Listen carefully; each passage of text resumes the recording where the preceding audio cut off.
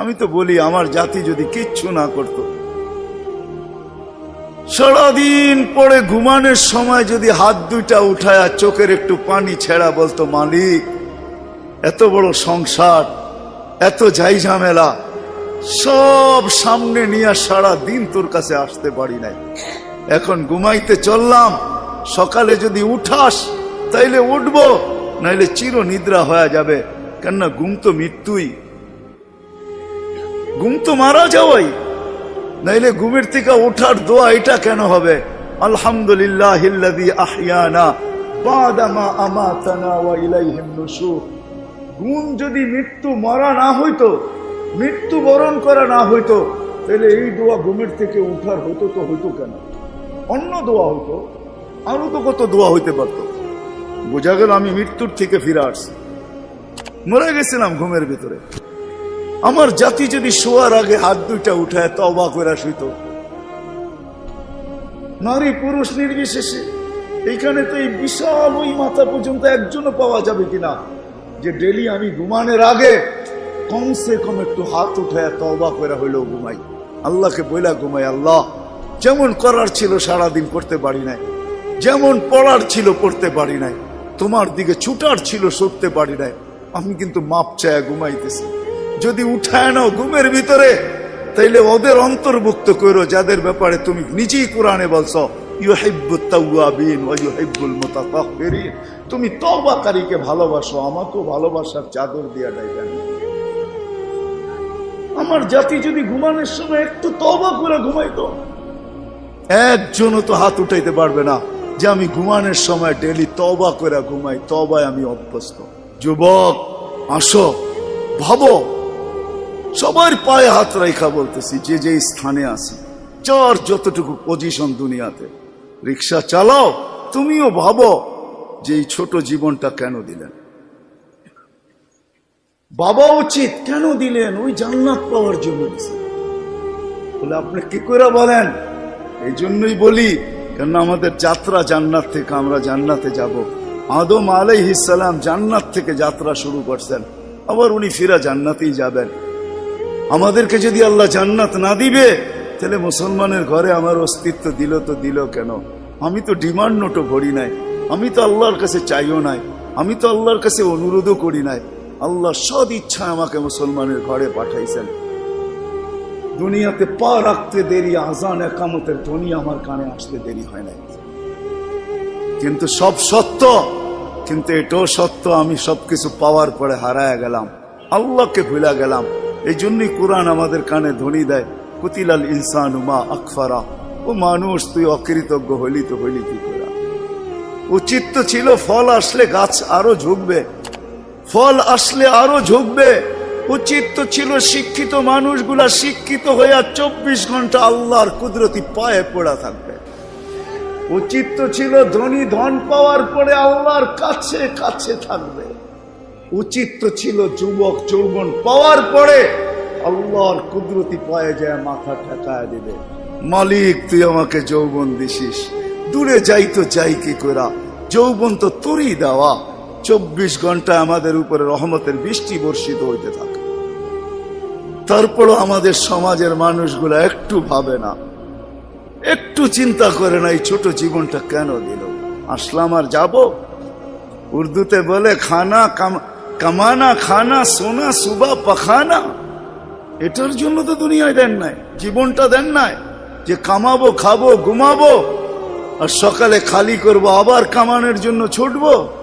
মা বোনরা হয়তো একটা আটটা বেশি করে, পকানা সাজনা সাজানা, খানা খিলানা, সোনা, আর পরেরটা তো সবারই সমান। এতটুকু হয়তো মা বোনদের দুই একটা বেশি, চার চারা তো পুরুষের সমানই। এই জন্য জীবন পানা। আসেন ভাবি, কোন দিন এটা ফুরে যাবে কেউ জানবে না। মৌত কারো কাছে মিস কল দিয়ে আসে না। দুনিয়ার কোনো ব্যক্তিত্ব নাই, একজন ব্যক্তিত্ব ছিলেন, মৃত্যু যার কাছে বইলা আসতে হয়েছে। আল্লাহ নিজে বলছেন মালাকুল মউতকে, বন্ধুর কাছে যাবে, অনুমতি দিলে ঢুকবে, নাইলে ঢুকবে না। অনুমতি নিয়ে বুকে হাত রাখবে, নাইলে রাখবে না। আমার বন্ধুর অনুমতি ছাড়া হাত রাখবে না বুকে। একজনই দুনিয়াতে ব্যক্তিত্ব ছিল যার কাছে অনুমতি নিয়ে আসছে, কারো কাছে আজ পর্যন্ত অনুমতি নিয়ে আসে না, আর আসবেও না। সত্য এটাই। এই জন্য আসেন, ওই জান্নাত, এটাই আমাদের ছোট জীবনটার উদ্দেশ্য। এই জন্যই আল্লাহ ডেলি ডাকে, 5 বেলা ডাকে, গ্যারান্টি দিয়া ডাকে, সিল লাগায় ডাকে। ইদা সালুহা সালুহা সাইরুল আমাল। 5 ওয়াক্ত নামাজ যদি এই উম্মত কমপ্লিট করে দেখাইতে পারে, তো আল্লাহ আমাদের নবীজির সাথে ওয়াদা করছেন, আমিও আপনার উম্মতের জীবনকে কমপ্লিট বলে লেখা দিব।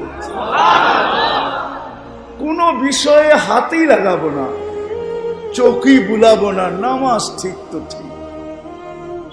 মুহাম্মদুর রাসূলুল্লাহ সাল্লাল্লাহু আলাইহি ওয়াসাল্লাম এই জন্যই আসছেন, এই জন্যই জীবনটা ভর চোখের পানি ঝরাইছেন, এখনো জড়াইতেছে। কিয়ামতের মাঠে আমাদেরকে নিয়েই চিৎকার দিবে, উম্মতি উম্মতি বলে চিৎকার দিবে।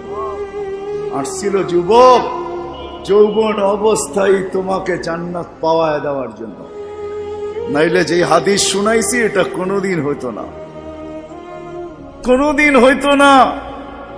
যৌবন আসতে দেরি, পাইতে দেরি, তোমাকে জান্নাতের নিচে গ্যালারি বুকিং দিতে দেরি হবে না। তোমার জন্য আরশের নিচে তোমার জন্য গ্যালারি বুকিং হবে, সুপার ডিলাক্স গ্যালারি। সাবাতু ইয়াদিল্লুহুমুল্লাহু তাহতা দিল্লি আরশি ইয়াউমা লা দিল্লা ইল্লা দিল্লু শাবুন নাশা ফি ইবাদাতিল্লাহ। ওই যুবক যে দুনিয়ার এই গান্দা জিনিসের থেকে 60-70 বছরের জন্য চোখ বন্ধ করে নিছে, কান বন্ধ করে নিছে, জবান বন্ধ করে নিয়ে দৌড় লাগাইছে, আল্লাহ বলে তোমাকে আরশের নিচে সুপার ডিলাক্স গ্যালারিতে জায়গা দিবে। কিয়ামতের দিন ওইখানে জায়গা দিবে। হ্যাঁ, ওইখানে শুধু খালি মুখে বসে থাকতে হবে না, সব থাকবে ওইখানে, সব খাইতে থাকবে, সব বুক করতে থাকবে, আমল নামা উঠতে উঠতে ডাইনাতে চলে আসবে। তোমার যাইতেও হবে না, উঠতে উঠতে ফেরেশতা নিয়ে আসবে হাতে, ডাইন হাতে। আজকে যেরকম ছক্কা মারলে তোমরা বাজার গরম করে ফেলো, মহল্লা গরম করে ফেলো, ঠিক না? আরে বোঝো তো আমার কথা, কার ছক্কা? ক্রিকেটে দেখো না মাঝে মাঝে তোমাদের পছন্দের প্লেয়ার যদি ছক্কা মারে বা টিম যদি ছক্কা মারে, তাহলে পুরো বাজার গরম করে ফেলো, ঠিক না? আমল নামা ডাইনাতে আসতে দেরি, আরশের নিচ গরম করতে দেরি করবে না। উমুকরা উ কিতাবিয়া বলে একটা চিৎকার দিবে, আরশ পর্যন্ত কাইপা উঠবে। আল্লাহ মুস্কি মুস্কি হাসবে যে দেখো কি চিৎকার দিতেছে। ডাইনাতে চলে আসবে, আম্মা মান উতিয়া কিতাবাহু বিয়ামিনি। ডাইনাতে আসতে দেরি, চিৎকার দিতে দেরি হবে না। এটা চিৎকার, খুশির চিৎকার, উমুকরা ও কিতাবিয়া। আর শুধু এটাই না, ওইখানে যে নাস্তাও খাবে। বললাম না খাওন আছে, খাওন আরশের নিচে। জান্নাতের মাছের কলিজার কাবাব আর জান্নাতের রুটি খাওয়াবে। ফেরেশতারা আয়েশা বলবে, আল্লাহর ওলি দুপুরের খানা জান্নাতে খাইতে হবে। এইখানে বৈশা বৈশা একজন আরেকজনের দেখায় সময় কাটাইলে চলবে না। জিজ্ঞাসা করবে কি পাকাইছে আল্লাহ দুপুরে? যাবাহা লাকুম সাওরাল জান্নাত, জান্নাতের ষাঁড় জবরদস্ত। জিজ্ঞাসা করবে কোথার থেকে আনছে? আমাদের আমিন বাজার মিরপুর থেকে। কানা রব্বা হাফি আকনাফিল জান্নাহ, জান্নাতের কোনায় কোনায় বিচরণ হয়ে বড় হয়েছে। জিজ্ঞাসা করবে কি গাছ খাওয়াইছে আল্লাহ? ফেরেশতারা বলবে হাশিশ আর জাফরান, পিওর জাফরানের গাছ খাওয়া বড় হয়েছে। বর্ণনা শোনার পরে মুখে পানি এসে পড়বে, উঠবে জান্নাতে যাওয়ার জন্য, উঠতে দেরি। নূরুহুম ইয়াসা, ওই দিন নামাজের মজা বুঝে আসবে, ওই দিন উজুর মজা বুঝে আসবে। যেখানে উজুর ব্যবহার হয়েছে ওইখান থেকে নূর ফুটা বাহির হবে, যেই জায়গা নামাজে ব্যবহার হয়েছে ওখান থেকে নূর ফুটা বাহির হবে। দোজখের পাশে যাবে, দুনিয়ায় কি রংবাজ। দোজখ যখন জিজ্ঞাসা করবে তোমরা কারা, তো সব রং বুড়াও রংবাজ হয়ে যাবে। রংবাজ বোঝেন তো? দোজখের পরিচয় দিবে, চিনো না বুঝি আমার ঘরে? হ্যাঁ চিনো না? নিজেকে পরিচয় দিবে ঘন্টা ভর, তারপরে দোজখ বলবে মাপ চাই বাবা, জিজ্ঞাসা করেও বিপদে পড়ছি। তোমরা ধীর গতিতে পার হবে না, দ্রুত গতিতে পার হবে। কাইলা তাশউর, এমন না যে পদ্মা ব্রিজ নতুন দেখতে গেছো, গাড়িওয়ালা করে বলছে আস্তে আস্তে চালা, একটু দেখালোই, আবার কবে আইনা নাই, ঠিক না? ওটার ভিতরে লেখা আছে কিন্তু কত মাইল স্পিরিটে চালাইতে হবে, এর চেয়ে কম দাঁড়াইলে খবর আছে, সিসি ক্যামেরা লাগাইয়া দিছে। কিন্তু দোজগও বলবে দীর্ঘতিতে যেও না, আগুন নিভা যাবে, তোমরা এরম দত্তিতে পার হবে যে খবরই না হয়, উঠবে আর ওই পারে যে ঠক করে লেগে যাবে।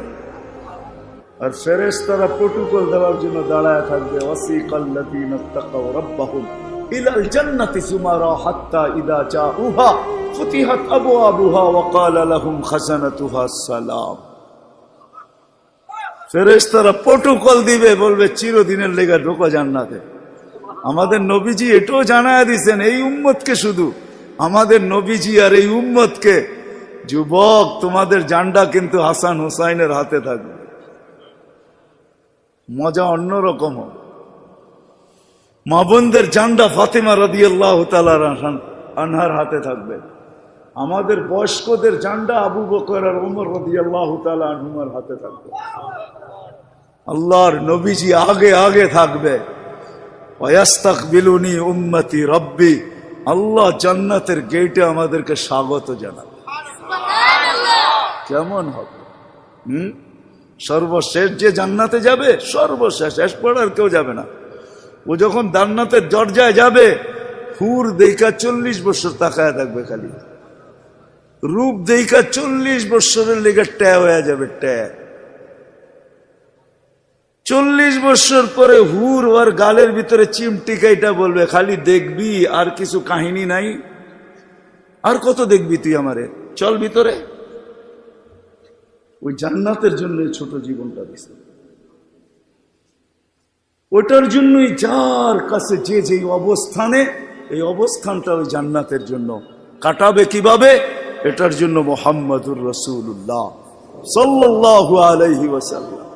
আমি তো বলি যুবক, হায় এই জীবনে তো কতবারই চুল কাটলা, ঠিক না? কাটো নাই চুল? হ্যাঁ, কমসে কম তো ঈদে কাটো, ঠিক না?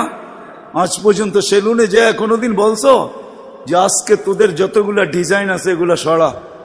ও যদি বলে তোর মাথায় কি হলো, কয় না না সরা তুই এই ডিজাইন। আজকে আমি নিয়ত করে আসছি আমার চুল কাটবো, আমার নবীর ডিজাইনে আমাকে কাটা দিবি। একজন যুবক দেখো, বলো কসম খোদার জন্য তুমি নবীর মহব্বতে একদিন চুলও কাটতে পারো, তাহলে আমি জানি তোমার যদি ঈমান নিয়ে মরতে পারো, একদিনের চুল কাটা তোমাকে জান্নাতে নিয়ে যাবে। নবীর আদর্শ আল্লাহর কাছে বড় প্রিয়।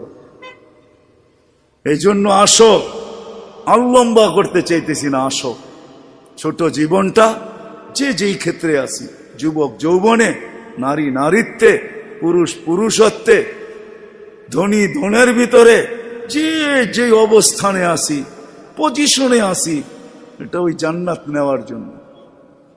নাইলে পস্তাইতে হবে, সওয়া যাবে না, এটাই সত্য। এক এক দুযোগীর এক একটা দাঁত হবে 10 কিলোমিটার চওড়া, উপরের মারিটা হবে 160 কিলোমিটার, বসতে জায়গা লাগবে 470 কিলোমিটার। ওই পাহাড় আমি 4 বার এই 2 চোখে দেখছি, ইয়ামানে জাবালে বায়দা, যেটার সমান এক একটা রান হবে। হায়, সইতে পারবে না। তোমাকে মুসলমানের ঘরে অস্তিত্ব দিছেন এই জন্য না, তোমাকে মুসলমানের ঘরে অস্তিত্ব দিছে যুবক এই জন্য যে তুমি যৌবন দিয়েই আল্লাহর কাছ থেকে জান্নাত নিয়ে নিবে। পরের সময়টা যেটা থাকবে ওটা শুধু বোনাস থাকবে। জান্নাত তুমি নিয়ে নিবে, পরে যা সময়টা পাবে এটার জন্য তোমার পদ মর্যাদা বাড়তে থাকবে, জান্নাতে মর্যাদা বাড়তে থাকবে। কিন্তু জান্নাতের প্লট তুমি যৌবন দিয়ে নিয়ে নিবে, এই জন্য তোমাকে যৌবন দিয়েছে। আসো আজকে সবাই মিলে অঙ্গীকার করি, বুলার রাস্তার থেকে ফিরে আসি আর ভাবি যে আমাকে কিন্তু জান্নাত নিয়ে যেতে হবে। ওইখানে কোনো পরিচয় চলবে না। যদি চলতো তাহলে একটা কথা বলেই শেষ করতেছি, দুনিয়ার কারো যদি নাও চলতো তাহলে আবু তালেবের জন্য চলতো পরিচয়। আবু তালেবের চলতো, যেই নবীর পিঠের ছোঁয়া পাইলে ভাগ্য খোলে, আল্লাহর রসুল খেজুর গাছে পিঠ লাগায় জুমার খুতবা পড়তেন। যেই দিন মেম্বরে উঠছেন, পা রাখছেন, খেজুর গাছ বাচ্চার মতো ফুফায় ফুফায় কাঁদতেছিল, বিলাপ করতেছিল, আমাকে বঞ্চিত করলেন কেন? পেটের ছোঁয়া দিতেছিলেন, ধন্য হইতেছিলাম, কেন বঞ্চিত করলেন? মেম্বরে কেন পা দিলেন? আল্লাহর রসুল সান্ত্বনা দিতে দিতে এই পর্যন্ত সান্ত্বনা দেওয়ার পরে কান্না থামছে যে তোকে আমি জান্নাতে নিয়ে যাব। দুনিয়াতে তুই খেজুর খাওয়াইতে পারিস না, তুই জান্নাতে খেজুর দিবি, আমি খাবো। ওই আবু তালেবই আল্লাহ রসুলের ছোঁয়ায় ধন্য হইত। 44 বৎসর চাচার সিনায় থাইকা বড় হয়েছেন। 44 বৎসর পর্যন্ত চাচার সিনায় ছিল। ও যুবক, আমি চুল কাটার কথা এই জন্য বলতেছিলাম। আনাস ইবনে মালিক রাদিয়াল্লাহু তাআলা আনহু বলেন, আল্লাহর রসুল আমার ঘরে আসছে, আমি দস্তরখান বিছায়া দিছি, খাইছেন, দস্তরখান দিয়ে হাত মুছছেন। ওই দিন থেকে নিয়ে আজ পর্যন্ত যতদিন বেঁচে থাকবো দস্তরখানকে পানি আর সাবান দিয়ে আমি পরিষ্কার করি না, আর করব না। যখনই ময়লা হয় আমি আগুনে নিক্ষেপ করি, আগুন ময়লা খায়া ছাই করে ফেলে, আমাকে চকচকে দস্তরখান ফেরত দেয়। একটা সুতাও জ্বালানোর ক্ষমতা রাখে না।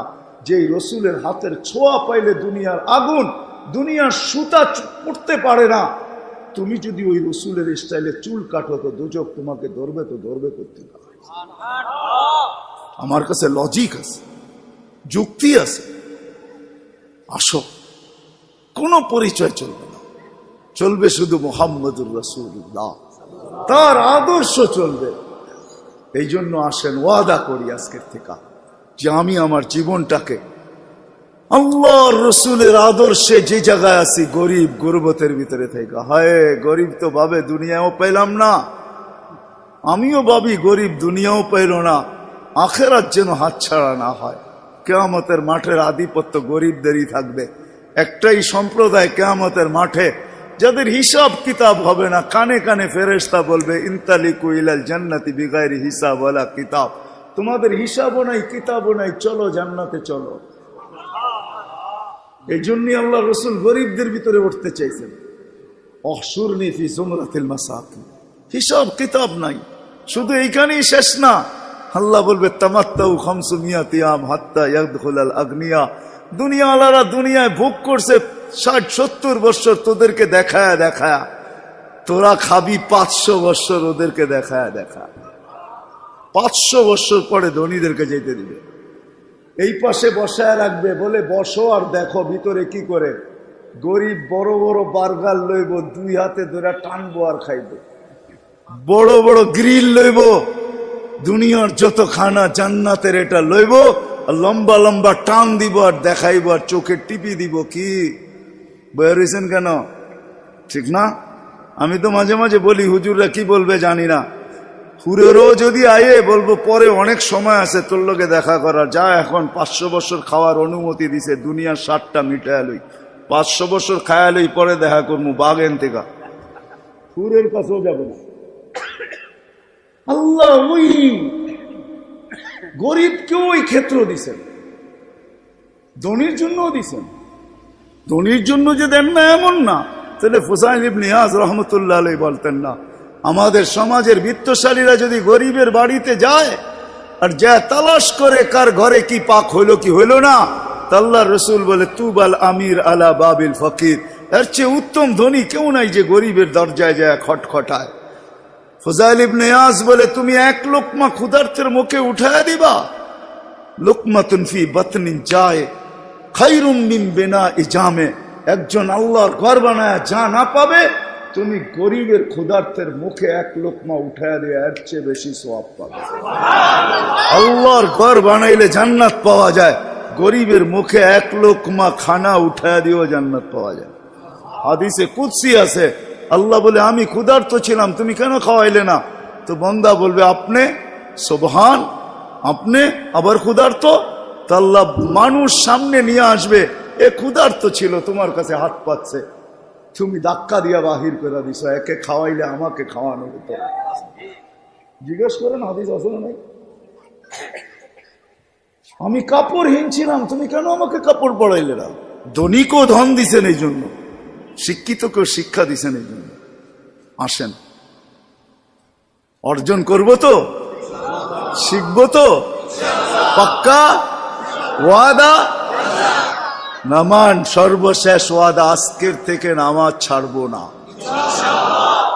ওয়াদা, কিন্তু ওয়াদা হইলে উঠান, নাইলে উঠান না।